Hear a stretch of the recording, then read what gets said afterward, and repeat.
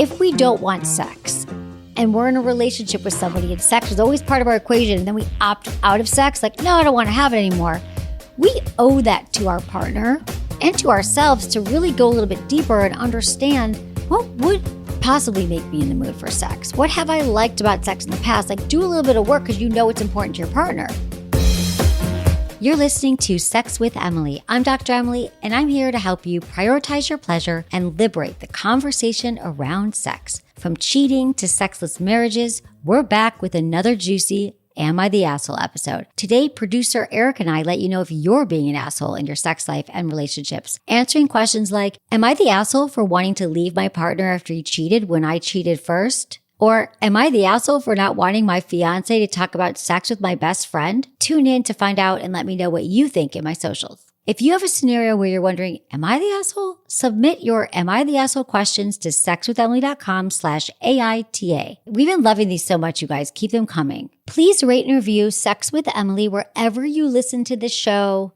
Do it right now. Look at your phone, whatever app you're listening on. Please just rate us right now. Give us 5 stars if you are so inclined. We really appreciate it. And you know, the more you review, the more reach the show has. It's the algorithms of the podcast platform. So we want to keep bringing you shows. So just review us. Thank you. My new articles, How to Give a Sex Gift and 6 Ways to Upgrade Your 69 are up on sexwithemily.com. Obviously, you need to check both of those out right now. Plus, if you haven't seen them yet, I have 2 holiday gift guides out right now. So one is on my Sex with Emily website, has all my favorites, 50 in total, from sex toys to bathrobes to candles. These are all stuff that I love. I've tried, I've tested. I spent a lot of time on this list. I feel really confident that you're going to find something on there for everyone. The other is on my Shop with Emily site. It has all my favorite sex toy recommendations. If you just want to cut to the chase and buy sex toys, do that. It's shopsexwithemily.com, and I will link both in the show notes. All right, everyone, enjoy this episode.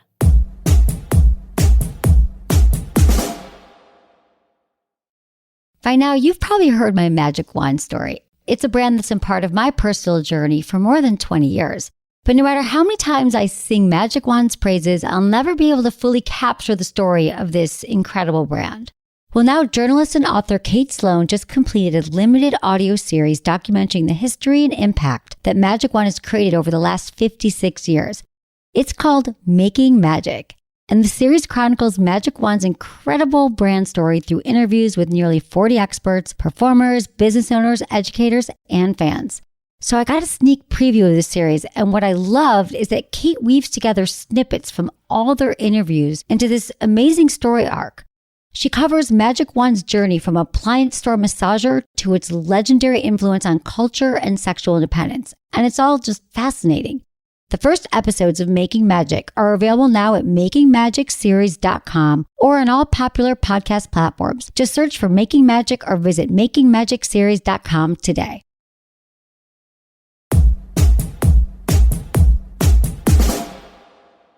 This is from Anonymous, and she's 28 years old. Am I the asshole for wanting my partner to be smoother in bed? Hello, Dr. Emily. My boyfriend and I have been together for almost 2 years now, and he's an amazing partner and lover. However, our sex life is not always consistent.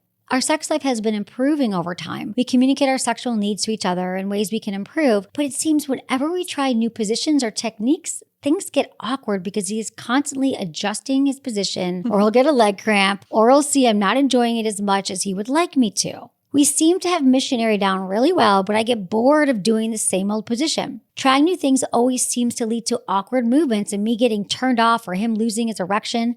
I could use your help on figuring out how to prevent sex almost always being really awkward when we do a position other than missionary. I wish our sex can feel more flowy and natural without him feeling he needs to think so hard about every movement, leading constant adjusting and inconsistent strokes and movements. Am I the asshole for wanting my partner to be smoother in bed? Thank you. Wow, what a good question. That's a great question. It's very specific. I'm imagining him being like, they're in the moment, they're making out, and he's like, oh, and then he's like getting up and moving things and moving the blankets. And it's like that could be jarring. It sounds jarring the way Anonymous is explaining it here. I understand that she would get bored of doing the same position over and over again. Most people do. Sex does get rote after a while. However, I do think that she could also join him in this. She's kind of letting him take the lead of doing all the moving and the changing and the shifting, and it's not working for her. So Anonymous, how about you give it a try? You're allowed to get on top, twist things around, pull out a toy, have sex in the living room instead of the bedroom. You can try these things out as well. And what I do love about him is that he's like really trying and he's taking it very seriously, but it sounds like he gets out of his body. He's less embodied, pillar 1 of sexual intelligence. He's thinking too much. I think this calls for conversation outside the bedroom.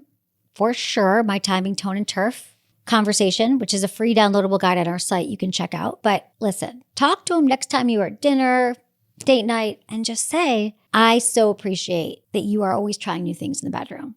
Different positions and different things. Like, I love mixing it up. Maybe there's a way we could talk about what feels good and what we like and do it together. I have some ideas. Maybe I'll show them to you next time we're in the bedroom, but let's figure this out together.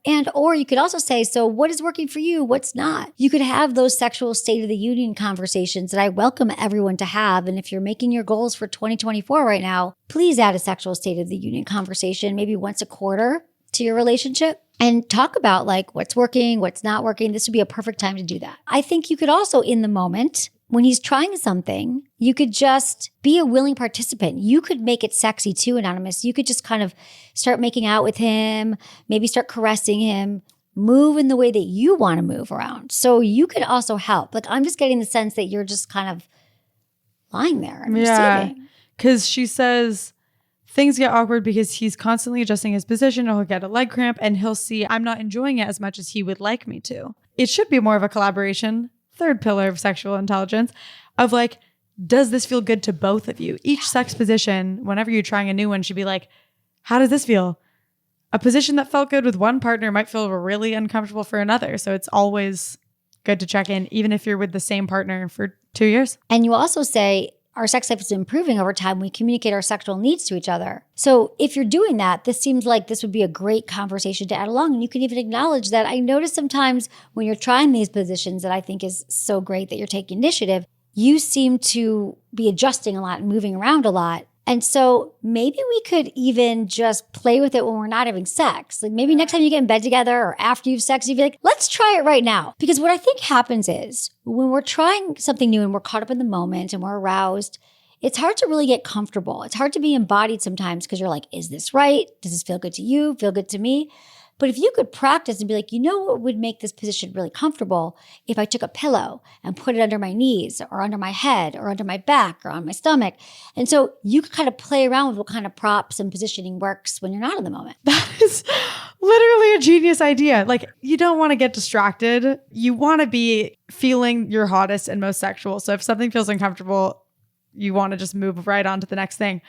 But afterwards, it's like you're already in bed together. You could do this as part of aftercare and kind of make it more fun and funny and like act out the positions and see, oh yeah, my leg does cramp there. Yeah. Oh, wait, I didn't have time. Now there's no pressure. Yeah. Because when we're having sex, where there's so much pressure, we're in an arousal state. Maybe he doesn't want to lose his erection and she's trying to stay turned on. And then the second we bring in normal conversation and stuff about like logistics is an antidote to arousal. It's going to cancel out your arousal because you're in your thinking brain and you know we want to be in our body during sex. Think of it like a play-by-play after sex, or even a dress rehearsal for the next time you have sex, if you're just sort of role-playing the positions you're going to do next. I actually like with a new partner, like it's not recommended to talk about sex in the bedroom, but sometimes afterwards I'll just be like, what were your favorites? Like, what were your favorite positions? I think that's a fun thing to do. Yeah, it's so fun. And then the next time you know. So are you an asshole? You're not an asshole. Not an asshole. You could work on your collaboration. And I think we've all been guilty of this, of being in relationships where we're blaming someone else and we're not really doing our part. It's a lot easier to point fingers than it is to kind of look at ourselves. And so I just invite you to do a little bit of both. All right. Thanks, Anonymous. This is from Lauren, and she's 31 years old. Am I the asshole for wanting to leave my partner over infidelity when I cheated first? Without giving too much backstory on our relationship in general, here's the main situation. I had an online affair with an ex for approximately 2.5 months. There was sexting and photos exchanged, mostly on my end, but no physical contact or real emotional side to it. My husband found out, and since we have been trying to work on saving our marriage. We've been going to counseling, and needless to say, of course, I've completely cut ties with this ex, including deleting social media and changing my phone number. Since this came to light, my husband started talking to a girl online and had a 1.5-month online emotional relationship with her. He stopped when we decided we needed to focus on just us if we were to move forward. I've just found out he started talking to her again about a month and a half ago, and they have also met up a few times and have slept together. Am I the asshole for feeling completely done with our relationship now and wanting to move out, even though I am the one who initially cheated? Side note, we have 2 young kids as well, so that makes it all the more complicated. Thanks for listening. You're awesome. Lauren, wow, heavy. You're awesome. Thanks for taking the time to ask your question. So I know we don't have a lot of backstory, but I am wondering what was happening before you had the emotional affair with the ex. But you say it's not emotional, it was just sexting. How's your sex life been? How well do you guys communicate?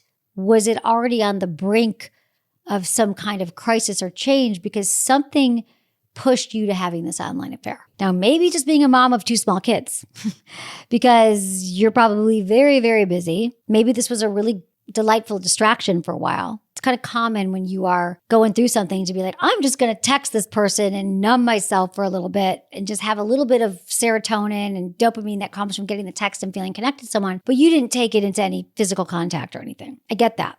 But then your husband is like, okay, well, this has given me the green light. Now I can do what you did, which also doesn't seem healthy to me. It's a tit for tat. This never works. I'm going to do what you did, and then I'm going to keep doing it. And then they've had sex. So to me, yeah, that's really traumatizing. And I can see why your trust is broken. Absolutely. And you want to move out. But I don't think this is about a he said, she said, you cheated first and he cheated. And like, yes, we could break down what it means to cheat. No, you were just texting and he actually had his penis inside of someone else. But I do think that you have 2 small kids and you're already in therapy. It might be worthwhile to let him know how it makes you feel when he's sleeping with someone else. Not very good. Maybe why it's important to him. Maybe what he sees in the future of your relationship. Because I do think that you could give it another shot in therapy if he'd be willing to work on it. I wonder what he's saying about why he's doing this. Because if he's sleeping with somebody and flirting with somebody, but then you're in therapy and wants to make it work, that's a lot of mixed messages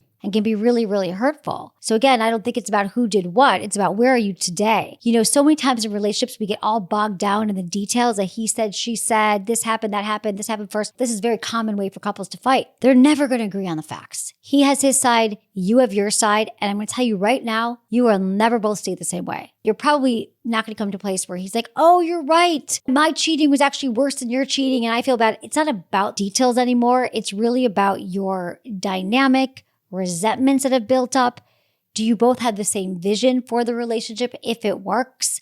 What was missing before that led you to the texting with an ex? There's a lot of things going on in this relationship, and I'm wondering what you know, what kind of information you have, and if you could, when you're talking to your husband, bring it up to a higher level and get out of the weeds and say, like, do we actually want the same thing? How do we want to parent the same? Do you want a relationship the same? Do you want to work on our sex life? Do you want to find another kind of relationship to be in? Do you want to open it up? Do you want to be polyamorous? You know, there's a lot of different options these days that are more acceptable, especially in 2023. So I don't think there's any assholes here, but I think it's important for both of you to get clear. You're always going to be parents together. You're always going to be each other's family. And if you move out right now in a huff because you're angry about the cheating, which I understand, this is not easy, but I think there has to be some deep repair work, at the very least, learning how you're going to co-parent together. So your therapy is going to be a very big step for you both.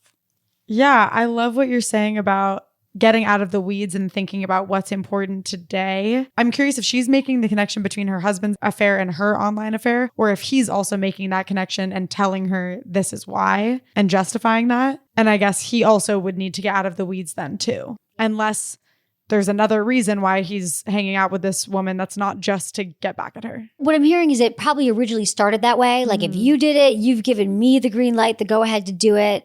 And I don't think it's about who cheated first and who did something right or wrong. It's really about the deeper issues. Like, what is it about their relationship that's driving them to seek outside intimacy and comfort and distraction rather than working on the relationship between the two of them? So if you guys are in the weeds of, you were the cheater first, no, you're the cheater first, like that, again, that's the conversation that's not going to get you anywhere. But I love that you have a relationship with a therapist who can hopefully help you get out of that argument that no one's going to win and get into what is actually going on. what do you guys need to do to get into a healthier place, whether you decide to stay with him or not. Now, listen, it might be done. Like this might be the straw that broke the camel's back. Things haven't been great for a while, but I would love you to get out of the, I did it first and he did it. Because again, that's just also a distraction that we use. When we get into the details, that's also a distraction because we want our point to be heard. We want to be right. We want someone to see our side. And the best thing we can do is learn to be a good listener and have empathy and actually put ourselves in the other person's place and say, I'm actually listening to what you're saying rather than trying to prove our point. Because when you do that and you're like, I see your part, I see my part, then you can have empathy and a deeper understanding. Like maybe there's a way here where she could say, you know what, he probably was feeling really hurt, hypothetically. Maybe she thinks, I haven't been as sexually available to him. We haven't really been talking about it, or I've been really judgmental of him. So maybe I could see why he might have sought comfort or fun elsewhere. I'm not saying it's right, but if you could actually feel that in your body, what it might be like to be in this position, and then he could say, she's a mom of small kids. She's no longer able to get out of the house and see her friends and work. She's, heard really nice things from an ex who made her feel good and said all the right things. And that made her ego feel good. That made her feel loved and cherished, which is something that we all want. And so maybe I could see why that was a comforting tryst. Even though, again, I'm not getting into ethics and morality here. I'm just saying that's how we would do it. Like we'd have to really say, let me try to hear what the other person's saying and feel it. Don't need to agree. But then when you do that, then you can rise above the details and get into your heart space and your healing space and your repair space. Bottom line, not an asshole. In fact, she should probably be gentler on herself, I would say. Be a lot easier on yourself, okay? Let's get out of the finger pointing here. Send yourself some love and your husband, and hopefully you guys will find a peaceful path. Don't go away. We'll be right back, assholes. But first, I want to share another solution for all of you who want to be more smoother and more present in the bedroom. Cannabis. Oof, love cannabis. We love cannabis. We're a very cannabis-friendly company over here. We are cannabis-friendly. And I think it's becoming a more cannabis-friendly world, which makes me very happy because if you've seen all the research on this and the science, cannabis can help you feel more present in your body during sex. You're less in your head. You're less worried how awkward and uncomfortable you are. Here's one of the perks of working with Sex with Emily. You get a lot of sex toys. And now that we have Via Hemp Company on board, you've been able to try some of their gummies and edibles. You guys, I don't purchase weed anymore. I don't have to. I love it. Or sex toys. I just asked her, I'm like, well, what did you think? And I'm like, just let's tell everyone. What's your experience with their gummies? Oh my gosh. I love them. You guys, they're a good time. You have to try them, especially these THC libido gummies. They feel so good, so fun. I've taken them not even having sex, going out to a concert. It just makes everything that much more fun. It does. Here's what it does, technically speaking. It does increase your blood flow and it gets you out of your head and into your body. And it enhances your senses. I love them. My partner loves their sleep gummies. Everything about Via Hemp Company is just legit. So if you've been wanting to try edibles, I'm sure that you've had someone in your life say, you can't sleep, take an edible. You can't get in the mood for sex, take an edible. People are like telling me that all the time. Like, you know what I do? Like they almost pull me aside. They're like, I take edibles now. And I'm like, okay, of course you do, because this has been known since the beginning of time that cannabis for many, many people helps them when they get into the bedroom and they have anxiety. They're worried. They can't have an orgasm. You pop an edible and you just wait a little bit. Not too long, and you will feel more in your body and more connected to your partner. So that's why I love Via Hemp Company's High Love THC Libido Gummies. They're just a game changer. I have them on my nightstand with all the lubes and the toys. So good. And they literally have aphrodisiac herbs in them. What more could you ask for? I've never seen that before in another cannabis brand anywhere. You know what else so cool, Erica? When you get these, they send you a free sample that I take them when I travel. So it's kind of perfect. Spice up your love life with Via Hemp Company's High Love THC Libido Gummies. Visit viahemp.com and use the code Emily to get 15% off your order. They throw in a free sample. You must be in the United States to order. That's VIIAHEMP.com and use the code Emily at checkout. All right, we'll be right back.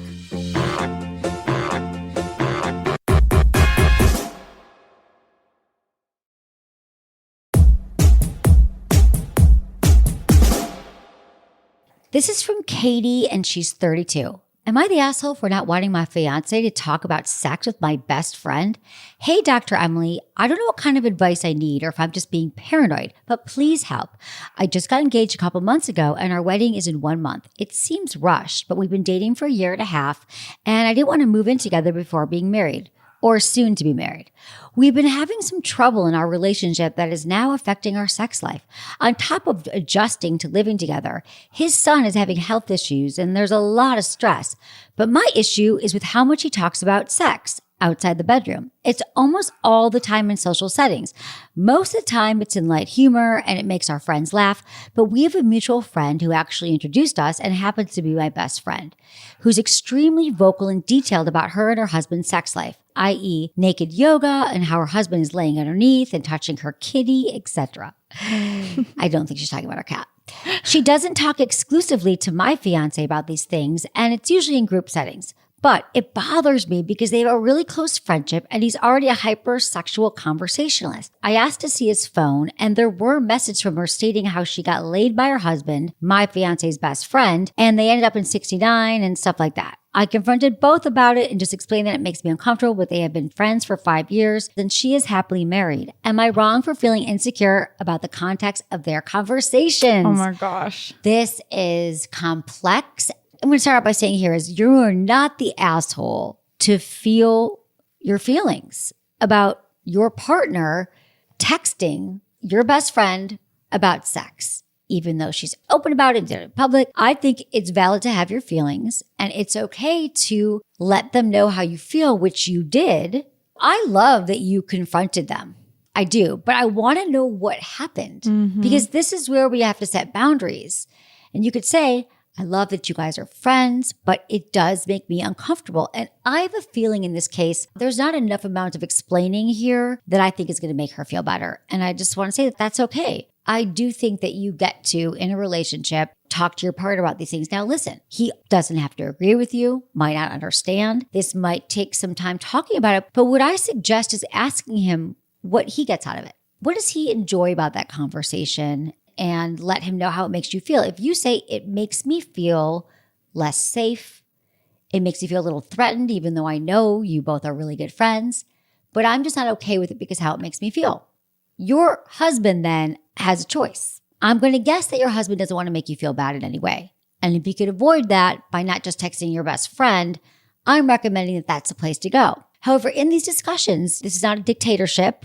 This is not a monologue, it's a dialogue. So you get to say to him, I want to hear about you. Tell me what it is about these conversations that are important to you. Why is it something that you like to do? What are you getting from it? Let's talk more about it.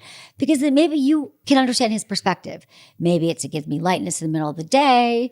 It's just funny for me. It turns me on to think about other people having sex. But even though, it's not even about her or him, it's just that it gives me ideas for us to play together more. I mean, I have no idea. Never met your husband. But let's see what happens here. Because I always recommend that couples take time really talking, of course, but listening to each other. Really listening, because beneath all of these details, you're going to learn something about your husband and what he might need in the bedroom or what kind of things get him going. So maybe he says, I just love texting about sex. That's all. He's like, I love that it's 2:00. I'm in a board meeting and I get a text from your best friend about 69. That's hot. Well, maybe then a workaround here is saying, okay, well, what if I texted you?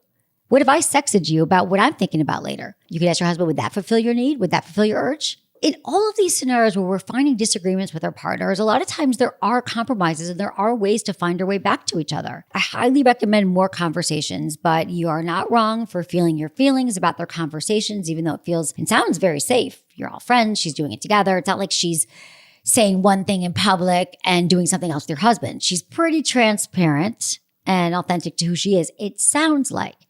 But again, I could see that many people in your situation would be feeling a similar way, I believe. I think it's especially triggering maybe if it's literally your best friend who's also a woman and they're talking about this. But I'm also curious about the fact that she thinks that he talks about sex too much in general outside the bedroom. I'm curious about that because I don't think he's an asshole for talking about sex. And I also don't think she's an asshole for saying it makes her feel uncomfortable. So that's an interesting note to think about. What is it about him talking about sex so much in public that makes you comfortable? That really is something to investigate. Do you feel that it's just too personal? Do you feel that he's doing it in a way that's just more bragging or showy? Does it feel inappropriate? Do you feel shame around it? Like, let's get into your feelings, Katie, because this will also reveal some truths about maybe you, maybe some areas that might be great for you to look under the hood and say, well, what is it about sex talk, people talking about sex, and just specifically my husband, that's making me feel this way? Without judgment. To say, oh, well, the feeling I was feeling was threatened, insecure. I was embarrassed for him. I was embarrassed for me. Then when you're having this conversation with your husband, you get to unpack all of this because it's not just about him. It's about your feelings around sex too. All these things around sex are making you feel a certain way. And I'd love, you to go a little bit deeper with this and figure out how you could learn more about yourself and how you are in relationship with your husband. Because I think it could very well be a shame thing, just talking about sex in general. But I also wonder if by him talking about sex, it's kind of indirectly talking about sex with her, unless they're polyamorous. So maybe he's disclosing things about their sex life, or if he's making jokes about sex, maybe she thinks he's making like a mockery of their sex life. So the context of it is also important. You could say, you can tell all the jokes you want about other people or whatever, but I feel like it's our sacred union. It's our sex life. It's a thing that we share. It's our intimacy. And I would appreciate if you could just keep that between us. I think that is totally fair and a totally valid request to make. Now, if he's just talking about sex and telling jokes, and that still makes you feel uncomfortable, that's something to talk about. But yeah, I think absolutely if he's revealing things that makes you squirm and gives you shame, I think if you just talk to your partner about how it makes you feel, that I think that, he could probably find a lot of other things to talk about. In my relationship, I really am very careful when we're out. I don't talk about our sex life. I really don't. And in fact, never in any relationship have I, unless I get the consent from my partner. I'll say, is it okay if I tell the story? I probably wouldn't say it in public, but I would say them before, like, I thought this would be funny, or how did you feel when I brought that up? Because I know that sex is so charged for many people. So I think before you air anything about your sex life, about anybody, whether it's your partner or your lover, anyone that you've had sex with, I think it's important to, especially, current day, you're still having sex with them. It's important to ask and get consent before you share a intimate act that you've shared with someone else. I think actually in our first Am I the Asshole episode, we had a question about someone who said, am I the asshole for talking about my friend's sex life and revealing something about that? It's kind of the same thing. Even if you're telling something about your own sex life, if it involves someone else, it's not up to you and only you to make that decision. Anytime we're revealing anything, personal sex, our financial situations, anything really, if it's a personal thing that someone has shared with you, always err on the side of, would this person want me to share their story? How would they feel about me sharing their story? And the other question is, why am I telling this story? Like, what's the why behind it? Like, I also want to know her husband, going back to that, why is he telling these stories? Is it because it makes him feel a certain way? So is it because has nothing else to say in that moment? He thinks it's going to get laughs. So again, I think when they both get clearer about how sex conversations make them feel, they're already going to have their answers and a lot more information about making better choices going forward. Thanks, Katie. I appreciate you. This is from Andrew. He's 44. Am I the asshole for wanting sex more often than every 2 months? Hey, Dr. Emily. Am I the asshole for wanting to engage with my wife of 12 and a half years, together for almost 16 years, more than once every 6 to 8 weeks?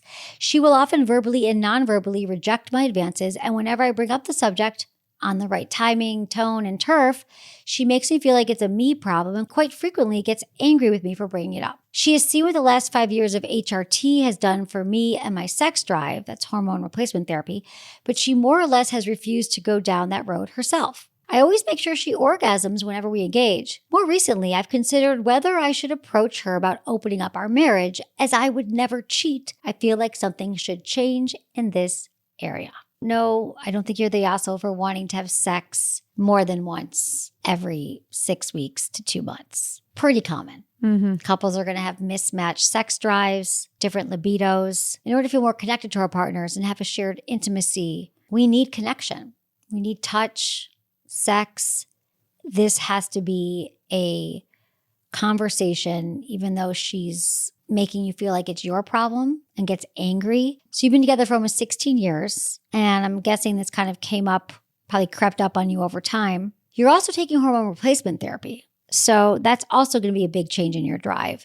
And if she's not doing that, then that desire discrepancy just got a lot wider. She's refused to go down the road herself. Hormone replacement therapy is a very individual choice. I do recommend it for most people because we have learned a lot more about how it can really help people with their sex lives as they get older. You can't force her to do it. And the fact that she's getting angry shows that there's some charge there for her. Either resentments that you've done it, the pressure for bringing it up, because she probably just isn't in the mood. That's what happens. If she's got a loss of hormones, as you get age as a woman, you have a loss of all your hormones, testosterone, estrogen, progesterone. And so this is going to be the result, not for every woman, but for many women. And so I think that this would be best discussed in therapy, because if you're at the point where you want to open up your marriage and she's still in the not even talking about the fact and not acknowledging the fact that 2 months isn't enough time and she's not really working on it and not willing to hear about it, I think it would be really healthy to have a therapist to help you have a conversation where you really could get to the bottom of what is going on for her. Does she see that sex is important? And is there a way she could understand her arousal and her desire and become more intimate? Because sex is an important part of a relationship. Without sex, we are roommates. It sounds like she's at an anger stage or a resentment stage. And I want to save you a lot of time here, Andrew. Trying to bring it up over and over again, it's just going to get her angrier probably. I don't think she's again ever going to say one day, oh, you're right. You know what? Let me call my doctor. Or, yeah, let's start having sex once a week. If you've already gotten to this point and now you're met with rejection every time, a therapist is going to help you fast track it. And in fact, couples who go to therapy see a dramatic shift and change in their relationship. It just fast tracks everything. You're able to have really grounded, healthy conversations in a safe space where you can get to the point where you understand where she's coming from, where you're coming from in a lot faster pace. Like if you go once a week for a month or two, you will have more answers. You'll have a better understanding of what you guys could do to feel more connected and loving. And then you'll know, you know what? She's not willing to work on the sex life. She's not interested in it anymore. She's not interested in hormone replacement therapy. And she only wants to have sex, let's say, once every 2 months. Well, then you have information, worked it through with the therapist, and then you get to decide there, let her know what you're thinking. Sex is important to you. It's something that you really require in your life to feel whole and connected and be in your pleasure. Would she be open to opening up the relationship? But I would not lead with that conversation when she's still in the anger stage or the not really talking about it stage. That would take you probably years to get her to where you want her to be unless you go to therapy and you fast track it. And I would definitely have those conversations because it already sounds like her getting angry about it is affecting how he approaches the subject. Because we get this question a lot about mismatched libidos, but I think it's different for it to come as an am I the asshole question of like, am I the asshole for wanting more sex? Like, no, you're not the asshole, but there must be a reason why he thinks he's an asshole for this. Maybe she's making you feel a little shameful about wanting sex. It sounds like it. Yeah. Because she makes me feel like it's a me problem. So then you are taking that on and feeling like an asshole because you are sensitive to her needs and you want to be a good partner. So that's kind of an asshole-ish thing to do to make you feel bad about sex. But if we don't want sex and we're in a relationship with somebody and sex was always part of our equation and then we opt out of sex, like, no, I don't want to have it anymore. We owe that to our partner and to ourselves to really go a little bit deeper and understand what would possibly make me in the mood for sex. What have I liked about sex in the past? Like, do a little bit of work because you know it's important to your partner. When you're in a healthy relationship, part of that is compromising, understanding, figuring out what you can do to be great partners to each other. Yeah, I think it's important for her to kind of take a look at that. She might also decide after this work and thinking about it that, you know what? I'm done. I've had enough sex in my lifetime. I actually don't want to work on it. So this means we should break up. Or yes, have sex with someone else. I'm totally okay with it. And honestly, if she gets that place from a genuine place of like knowing herself and feeling okay with it, then maybe this could work for them. But unless she explicitly says that, like, I'm not going to work on it, here's why, there's still a little bit more understanding to do here, a little bit more talking and listening in this relationship. I don't ever want to say like, you have to have sex. You must have sex 1.2 times a week. In couples where they're having sex once every 2 months, I don't hear from the couples where they're both happy with it. They're all fine. They're all having sex once every 2 months. Everything's fine. We hear from the people who have this desire discrepancy, mismatched libidos. And so this is where your greatest problem solving, compromising, and really authentic, deep conversations have to come in. You got to practice that skill set. Thanks, Andrew. Thanks for your question. And I'm rooting for you both.